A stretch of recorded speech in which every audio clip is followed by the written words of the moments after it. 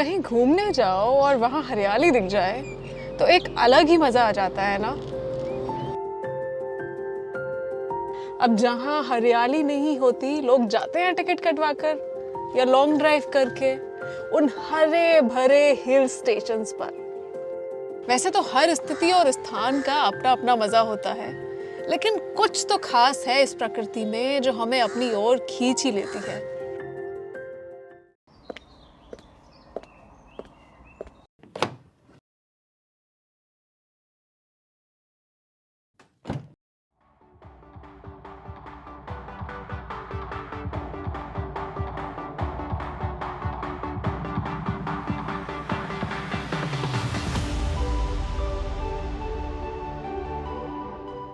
नमस्ते, मैं हूँ रिमझिम। स्वागत है आपका हमारे शो कारपूल विद रिमझिम के नए एपिसोड में। और आज भी हम हैं आगरा में, ढूंढने चले हैं कुछ स्पेशल। और जैसा कि मैं कहती हूँ कि कुछ तो खासियत है इस जगह पर जिसे हम ढूंढ निकालेंगे। आगरा एक जाना माना शहर है, पर देखा जाए तो पहले के मुताबिक आगरा अब एक काफ़ी सिस्टमैटिक मॉडर्न सिटी का रूप लेता जा रहा है, जहाँ धीरे धीरे आवश्यक नगरीकरण तो हो ही रहा है, साथ ही प्रकृति का संतुलन भी देखने को मिल रहा है। जहाँ पहले सीधी धूप वाली सड़कें हुआ करती थी, वहाँ अब रोड के किनारे भरपूर मात्रा में हरियाली की छटा दिखने लगी है।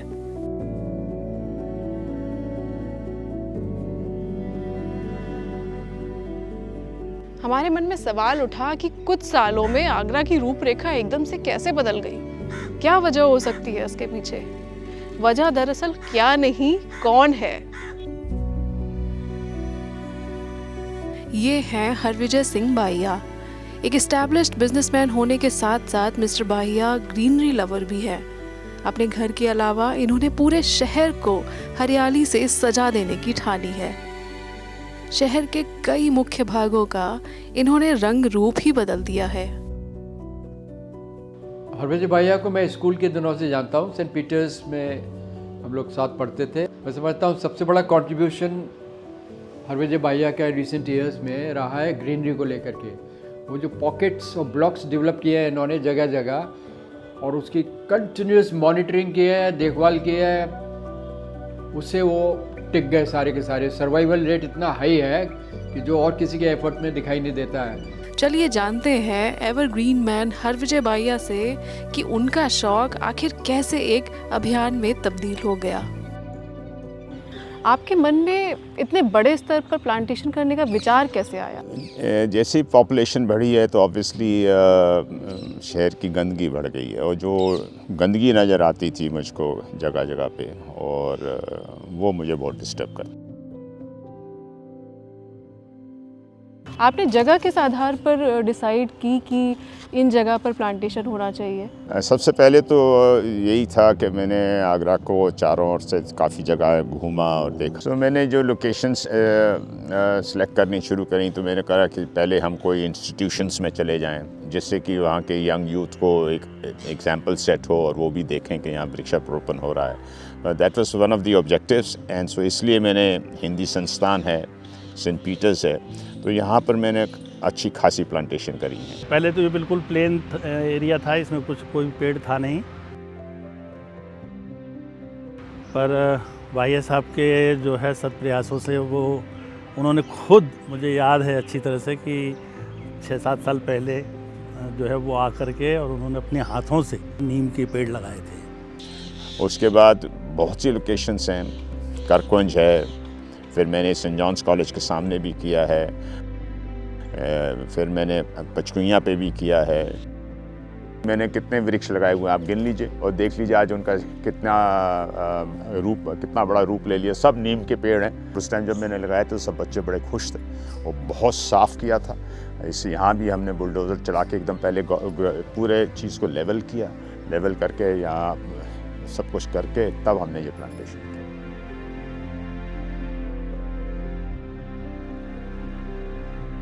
MG रोड पे वहाँ पर भी मैंने कचहरी के आगे राबली ब्रिज के नीचे मैंने बहुत गमले लगाए, जिसका कि मुझे बहुत बड़ा सेटबैक मिला।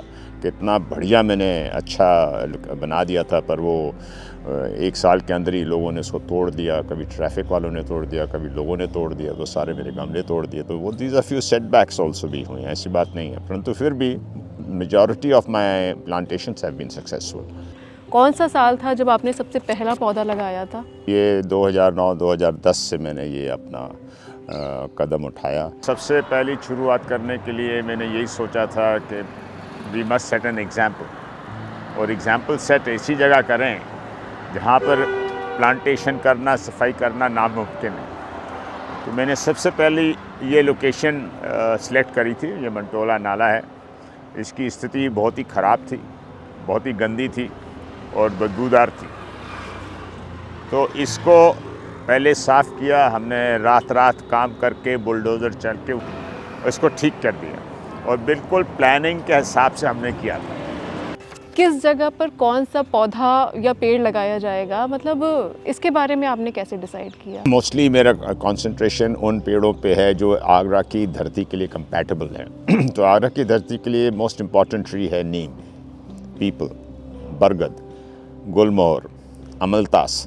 तो ये पेड़ जो हैं ये आगरा को सूट करते हैं, और अगर आपको ज़्यादा हरियाली करनी है तो नीम इज़ द बेस्ट। क्या आप इसे अपने एक प्रोजेक्ट के रूप में देखते हैं? नहीं, ये मेरा प्रोजेक्ट नहीं, ये मेरी सेवा है। This is my contribution to the city. जैसे कुछ भी हम बड़ा करने जाते हैं तो कहीं ना कहीं संघर्ष तो देखने को मिल ही जाता है। तो इस प्लांटेशन के दौरान क्या आपके सामने कोई समस्याएं आई थी? ये तो बहुत बार होता है, ये तो बहुत बार होता है। कहीं पौधे लगाने जाता हूँ या कहीं कुछ मैं लोकेशन को साफ़ करता हूँ तो वो लोग आ जाते हैं, आप क्या कर रहे हैं। कोई समझता है कि मैं ज़मीन को कब्जा करने आ रहा हूँ, कोई सोचता है पता नहीं मैं क्या करना। फिर मैं उनको समझाता भी हूँ, और कुछ लोग समझ भी जाते हैं, कुछ लोग नहीं भी समझते हैं। तो उन लोकेशंस पे जहाँ पर मुझे कोई बहुत मेजर प्रॉब्लम नज़र आती है मैं उनको छोड़ देता हूँ। फिर से मैंने सेकेंड प्लांटेशन मेरी करी हुई है। अनफॉर्चुनेटली क्या हुआ कि मेरी एब्सेंस में मैं विदेश गया हुआ था, पीछे से इस नाले का इम्प्रूवमेंट करना था या क्या करना था मुझे मालूम नहीं। तो जब मैं लौट के आया तो ये सारा उन्होंने उखाड़ दिया था। और अगर फर्स्ट प्लांटेशन होती तो यहाँ वृक्ष भी बहुत होते, जो पहले वृक्ष लगाए थे, ट्री गार्ड्स लगाए थे, वो सब उखाड़ के फेंक दिए। आपने जब पौधे लगवाए तो उसकी देख रेख की जिम्मेदारी किसने ली? सारा देख रेख का जिम्मा मेरा है, और आज तक जितनी भी मैंने प्लांटेशन करी हैं उसकी सर्वाइवल रेट इज़ वंडरफुल, और उसका सारा जिम्मा मेरा है। अभी भी रिसेंटली 1 महीने पहले G20 के लिए 600 कनेर के पौधे लगाए हुए हैं, उनकी अभी भी देखभाल कर रहे हैं। वो वहाँ जाके देखा मैंने तो काफ़ी वहाँ कोई प्लांटेशन थी नहीं इस टाइम। सो नगर आयुक्त साहब ने खुद ही कहा कि आप इस जगह पे प्लांटेशन कर दें तो बड़ा अच्छा होगा। तो मैंने वो काम अपने जिम्मेवारी पे ले लिया है। ये करीब मोर देन 150 मीटर्स काफ़ी लंबा स्ट्रेच है, जिसको कि मैं अब वो हरा भरा कर रहा हूँ। रेगुलरली आते हैं, देखभाल करते हैं प्लांट्स की, और पानी देना हर चीज़ की। वो मतलब पूरा ऐसे नहीं है कि लगा दिया भूल गए, वो बिल्कुल एंड तक उसको इंश्योर करते हैं कि वो सर्वाइव करें, ब्लॉसम करें। जब भी जो कार्य वो अपने हाथों में लेते हैं तो ये नहीं कि आप एक बार पर डे मॉनिटरिंग करते हैं, भाई ये काम इतनी प्रोग्रेस हुई, फिर आगे क्या होगा। हालांकि सारा जिम्मा मिस्टर बाहिया ने ही लिया, लेकिन उनके सफ़र में उन्हें कुछ लोगों का सहयोग भी मिला। नवीन जी हैं, आप बीजेपी के कार्यकर्ता हैं, बहुत ही इम्पोर्टेंट सदस्य हैं बीजेपी के, और ये यहाँ के पड़ोस में रहने वाले हैं। इनका पड़ोस में इनका काम है। इन्होंने मुझे दिल लगा के मेरे संग काम किया। इन्होंने खड़े होकर हर टाइम हमारा सहारा दिया, पानी देने का सहारा दिया, और हर तरह से हमारी कोई मुसीबत आती थी तो ये मेरे संग खड़े रहते थे। पूरा पैसा बाहिया साहब ने अपने स्वयं उन्होंने खर्च किया था, और मैं एज ए टेक्निकल सलाहकार के रूप में उनके साथ हमेशा रहा और आगे भी रहूँगा। कुछ लोग होते हैं जो बड़े सफ़र पर अकेले चलने का निर्णय लेते हैं।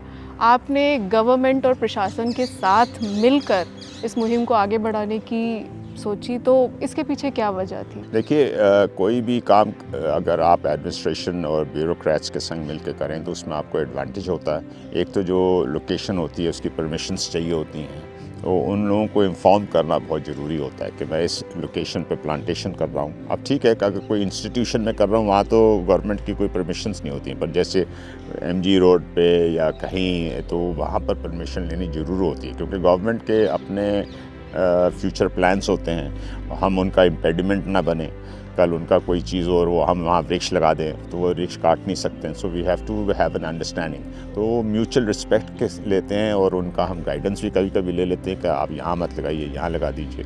तो I think it's a wonderful combination between me and the bureaucrats and the government. श्रीमान अमृत अबजाद सर थे उस टाइम पे जो है कमिश्नर यहाँ, तो उनके साथ मिलकर मीटिंग हुई और उसमें बाकायदा एक सिटी मजिस्ट्रेट चंद्रशेखर साहब भी थे, उनका भी योगदान रहा। उनको डिप्यूट किया गया था, देखिए आज प्रोग्राम को और लोगों को मोटिवेट करिए। आप अभी भी प्लांटेशन करवा रहे हैं, तो ये सिलसिला कब तक चलेगा? This is a long journey and as long as मैं जब तक कर सकता हूँ मैं करता रहूँगा। और मुझे हर समय यही लगता है कि हर साल मुझे कोई लोकेशन मिले, मैं उसमें प्लांट लगाऊँ, ये मेरी बड़ी इच्छा है। तो मैं तो यही रिक्वेस्ट करूँगा, अगर कोई किसी के पास लोकेशन हो तो वो मुझे बताएं, और अगर वो मेरे हिसाब से कंपैटिबल होगी तो मैं वहाँ आके वृक्षारोपण करूँगा। And this is going to continue. सालों पहले लगाए पौधे अब पेड़ बनकर तैयार हो चुके हैं, कैसा लगता है आपको? It feels wonderful. जितने मैंने वृक्ष लगाए हैं बड़े बड़े हो गए हैं, बहुत जगह बड़े बड़े हो गए हैं, तो वहाँ जाके पेड़ों के नीचे खड़ा होता हूँ तो एक बहुत सुकून सा मिलता है, एक सेंस ऑफ सेटिस्फैक्शन मिलती है। Because if in my opinion mother nature जैसी खूबसूरत चीज़ कोई हो नहीं सकती।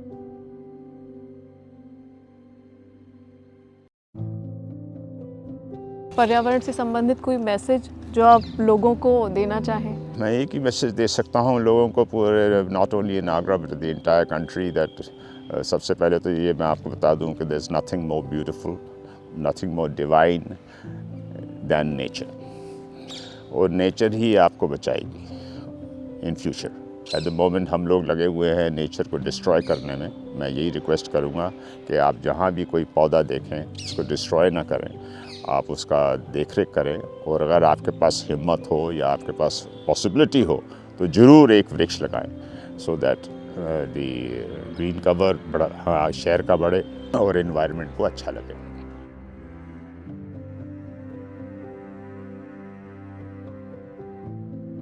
तो हमारा आज का सफ़र इतना ही। आशा करते हैं कि आपको हमारी आज की खासियत पसंद आई हो।